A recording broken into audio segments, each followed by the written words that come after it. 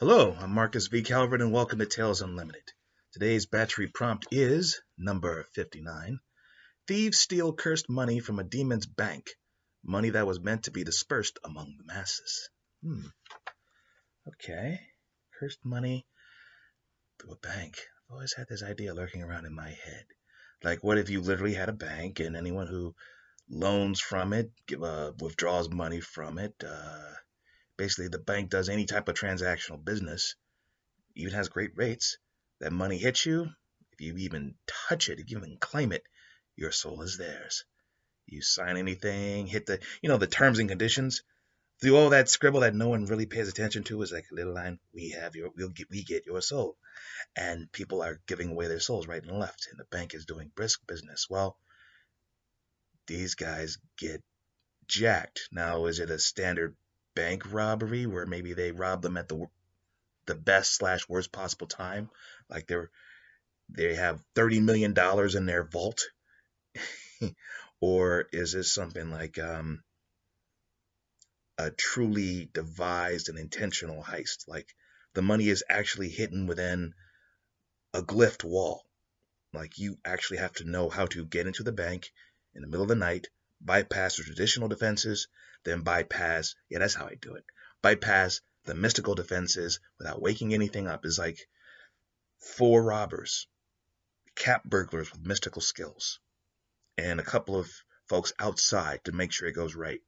And they meticulously get past everything from the demonic gumball machine from the Lions Club to the thing that lurks in the bank's carpets, floor carpets, keep your boots dry in the winter. Yeah, let's say it's snowing. You have something in the ceiling, they have to put that to sleep. You have to get past the invisible spectral tellers who always were watching, and and they don't steal the money. This is where I go off prompt. They don't steal the money. They bless it. They bless it so that when the bank does its transactional whatever's, you actually have good luck, and it actually cleanses your soul, however briefly. So a cartel sicario, a killer, would get this money, and all of a sudden he'd feel this inclination to do good, however long it lasts. Because if he only gets $5, $20 out of an ATM, see what I'm going with this? He might be fine, but if he gets $50 million, if he gets $50,000 or something like that, he might actually switch up. And they slip out perfectly, and that's that. And I would tell the story from the perspective of the bank manager as he is being crucified in a hell dimension, and he is being forced to watch how all of this happened under his sleeping nose. Like, it's like on camera. See, I put up all security measures. I don't know how they did it. And you have this demonic inspector who's smoking a special type of sulfuric cigarette going, here's how they did it, my opinion. And he basically recreates the heist. They did that. They have to do that. Who are these guys? Somebody in the know. And we have no idea. But they blessed our money. They blessed our money right under our noses. And we are just figuring this out after passing it out to churches. And we basically passed out $30 million of good, hard money. And the manager's like, it's not my fault.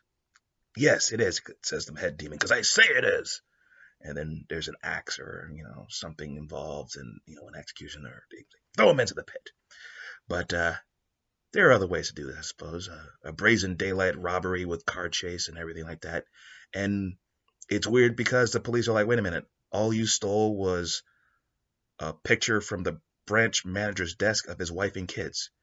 They went in, they ignored the money, they shot all of the tellers, who are bleeding black, by the way, just to steal a picture of the bank manager's wife. Well, the bank manager's wife, if you put your palm on the picture and they put his dead palm on a picture, basically unlocks a hidden vault somewhere else in town where the money really is. And any transaction in the bank comes off from this mysterious vault. So they hit the bank, put the palm print on the picture, open the vault. Meanwhile, second team runs in, has a massive shootout over there. Most of them die, and they just burn the money. And then maybe it's like a group of monster slayers or demon slayers, government agency that fights the occult. That's another way to do it. Maybe you do it from a demon's perspective where you're just talking about how, oh, this is going to be the best haul ever. It's a cartel bank. They do money laundering. And yeah, we're going to destroy the world. And maybe it's just from a demon's perspective and it goes out without a hitch. And maybe just the story is simply just how advanced and how clever this scheme is. And yeah, the end. But that would be a boring story. You got to have some sort of ripple in the effect, like maybe demons from a rival bank are screwing with this bank's money. I don't know. Different ways to do it. Okay, that's how I'd write it. A couple of different ways. How would you write it ultimately? I'm Marcus V. Calvert. This is Tales Unlimited. Please check out talesunlimited.net. That's our website. That's where the podcasts are. 2 of them. They come off every day. There's the Batchery Daily Prompt and the Disturbing Thought of the Day. Please check them out. Also, there are the book links. They go straight to Amazon. They're available in print and ebook. There's the Batchery series, 200 prompts, a little wisdom on how to write a novel. That first novel, the one that takes you forever to do. You keep not finishing it. You go through the Batchery system, you'll get to that novel and you'll knock it down. But here's the funny part. If you go all the way through the system, you'll also have books to sell. You might make some good money selling books as a business, learning the ropes before you finish that first novel. And on top of that, there are the anthology series. Think New School Twilight Zone. 2 series called Unheroic and the Book of Schemes. Now, Unheroic's about unlikely heroes saving the day. Something like, okay, you're a thug from Brooklyn. You're on a train. You're going through a subway tunnel. Boom, boom, boom, boom. And then you go through a tunnel and you come out of an elven waterfall in a fantasy world. And half of you die outright. It's a crowded train going off to work. Half of you just die. Boom. And it's just one car. Boom. What the heck? And elves come along, save you, patch you up, half of you. And they offer you sanctuary. And most of you take it except for 9 people who are like, we like toothpaste. We have something in the mortal world we miss. We want to get back to Earth. So 9 of you say, we're going to go back. And the elves are like, okay, well, we'll show you how to make do on this world, but it's a mistake. So 9 of you go off, 6 of you die, 3 of you become legends, and all you want to do is go home. But along the way, it's almost like a mystical Gilligan's Island, only you're not on an island, you're on a continent trying to find a way home. It's almost like that Dungeons and Dragons cartoon from the 80s, but none of these people are heroes. I think one used to work in a Best Buy.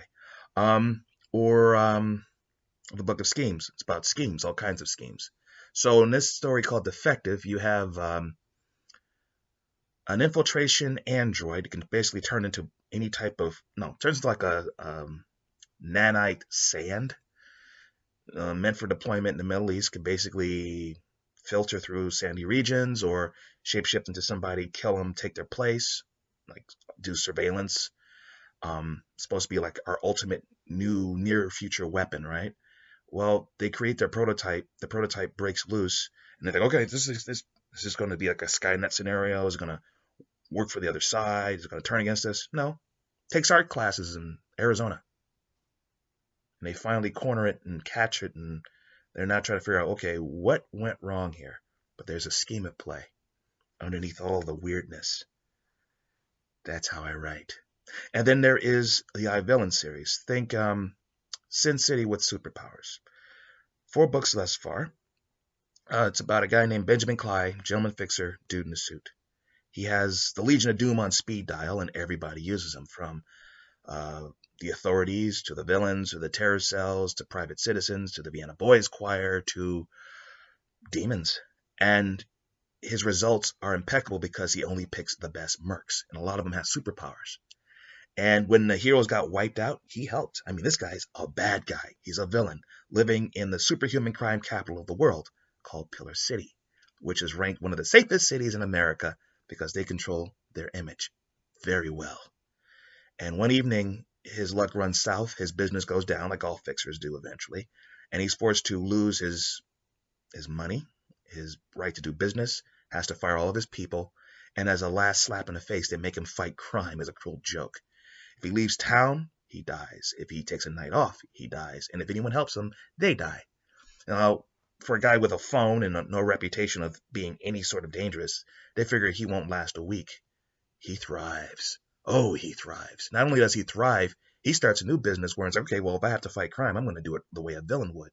I'm going for the whales, the big money villains who are trying to change the global order, trying to destroy the world or take it over or something goofy that's like, like maybe take over North America or something like that. No, no, no, no, no, no. I'm going to kill them and take their money because they probably have a budget. That's my business plan. And he does it a little too well. All right, I'm Marcus V. Calvert. This is Tales Unlimited. Take care, and I'll see you tomorrow. Maybe.